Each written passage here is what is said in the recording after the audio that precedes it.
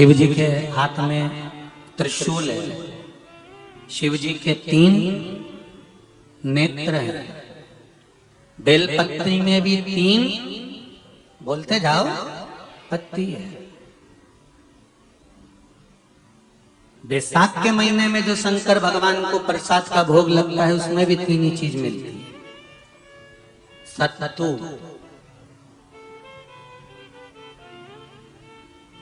कोई दूसरे महीने में बनता है? जम के तो बोलो नहीं। कब बनता है?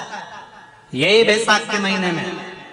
चने की दाल, गेहूं और जौ, इन तीनों को गलाकर सेक कर जो सत्तू तैयार होता है, इसी बैसाख के महीने में परशुराम जयंती के दिन या अमावस्या के दिन या पूर्णिमा के दिन शंकर भगवान को समर्पित होता है और भगवान विष्णु को समर्पित होता है।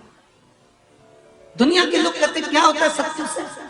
ये स्कंद पुराण की कथा कहती है, जिस समय पर बैसाख के महीने की सुंदर अमावस्या का दिन था, उस दिन माता पार्वती शंकर भगवान के लिए जब पकवान बनाने के लिए बैठी, कुछ नहीं मिला, तब माता पार्वती ने 3 अनाज को लिया, एक चना, दूसरा गेहूं और तीसरा जो इन तीनों को भींग रहे थे उसको लेकर आए गंगा जी में से, उसको सेक कर माता ने अंगीठी पर और उसका जो सत्तू बनाकर शिव को दिया। शंकर भगवान ने कह दिया, सुन पार्वती, ये सत्तू नहीं, ये मेरी औषधि है।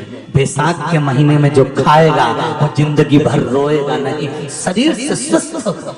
अब उसको लोगों ने हंसी खेल में ले लिया, सत्तू का क्या काम, मम्मी हम नहीं खाएंगे, बड़ा पूरा। शिव जी का एक एक चीज,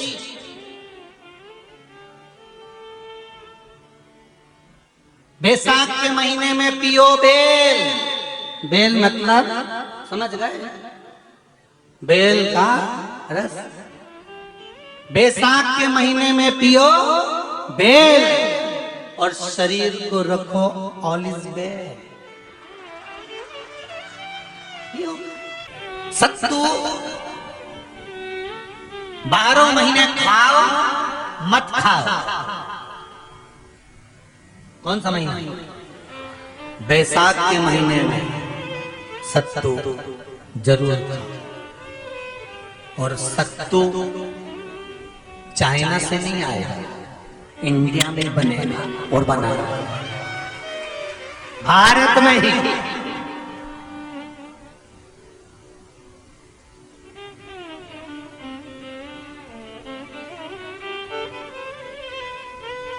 चलो आ जाओ गरुड़ पुराण में। मरने का 47वां दिन, जब मरेंगे तब गरुड़ पुराण बचेगी, पहले सुन लो। और जिसके पास में गरुड़ पुराण नहीं हो तो पंडित जी से मंगवा कर फिर पढ़ के देख लेना।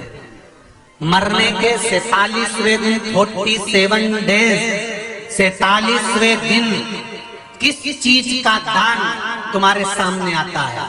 के 47वें दिन, 10 दिन तक तो जीवात्मा घर की अटारी पे रहती, मरने के बाद 12वें के दिन चली जाती है। उसके बाद में जब 47वां दिन आता है तो 47वें दिन जीवात्मा को क्या दान करा जाता है?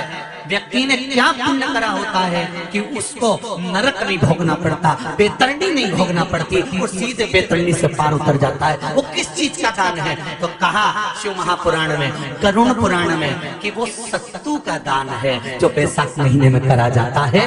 सत्तू का दान 3 चीजों से मिलकर बनता है। जौ, बोलते जाओ जल्दी, गेहूं, चना, ये 3 चीज से मिलकर बनता है। इसमें जो बारीक बारीक कण होते हैं, जितने जितने 3 चीज के मिले हुए बारीक बारीक कण होते हैं, ये जब दान किया जाता है सत्तू का, तब ये बेतरणी करने के लिए 47वें दिन इस जीवात्मा ने अगर सत्तू का दान करा होता है या सत्तू का सेवन बैसाख के महीने में करा होता है, तो उसको बेतरणी नहीं भोगना पड़ती, डायरेक्ट सीधे रतलाम उज्जैन से डायरेक्ट।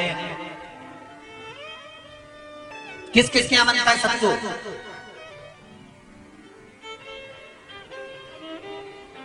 मैंने भी तो ये पूछा किस किस क्या बनता है। मैं अभी थोड़ी ना कि अभी बन गया, बैसाख में बनता तो होगा। पहले गांव के लोग तीरथ करने जाते थे, गांव का लोग जब तीरथ करने जाता था कोई सामान नहीं लिया, सत्तू बांधी पोटली में धरा यूं और पानी में घोलिया और नमक डालिया या शक्कर या गुड़ घोल के और पी के वही चले। आज के अब जब सैनिक युद्ध करने जाता है, थक जाता है, बहुत थकान हो जाती है, जब उससे देखा जाता है तो सैनिक का जो कमांडर होता है वो सत्तू मंगवाता है और गिलास में घोल घोल कर पूरी सेना को पिलवाकर फिर युद्ध में उतार देता है। फिर युद्ध साधारण नहीं है महाराज।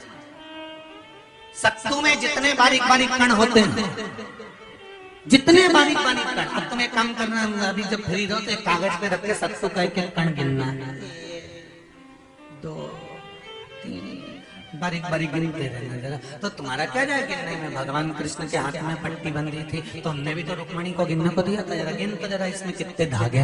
रुक्मणी जी ने कहा इसमें 9,999 धागे हैं। भगवान ने कहा बस यही 9,999 मुझे द्रौपदी को वापिस लौटाना है। गिन के लगा लो, अभी अभी लगा लो, ऊपर तो भगवान गिन के बता ही देगा कि तुमने जो सत्तू दान करा था, तुमने जो सत्तू खाया था, तुमने जो सत्तू भगवान को दिया था, सत्तू का लड्डू बनाकर तुमने बैसाख महीने में भगवान की जो पूजन करी थी, तो अमावस्या के दिन, पूर्णिमा के दिन या अक्षय तृतीया के दिन तुमने जो सत्तू दिया था, भगवान तो गिनती बता देगा कि सत्तू में कितना कण था।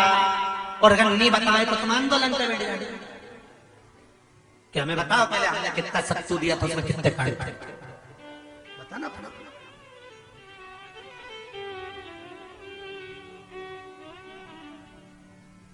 एक एक शिव की आराधना में, चांगुना में एक लोटा जल भरा, उसमें थोड़ा सा चंदन डालकर बेलपत्री के वृक्ष के नीचे ले जाकर डाल देती, थोड़ा सा जल बचाकर शिव जी को डाल देती। शंकर भगवान ने एक दिन चांगुना के सामने मन में विचार प्रकट करा और पार्वती जी से कहा, पार्वती एक बात समझ में नहीं आती, आधा जल ये बेलपत्री को देती है, आधा जल मुझे देती है, जब आधा जल मुझे देती है तो मुझे बड़ा गुस्सा आता है। भगवान ने कहा ये आधा जल कहाँ डोल के आती है? पार्वती जी ने कहा उसके संतान नहीं है, इसलिए वो बेलपत्री की भी आराधना करती है और आपकी भी आराधना करती है। ठीक है,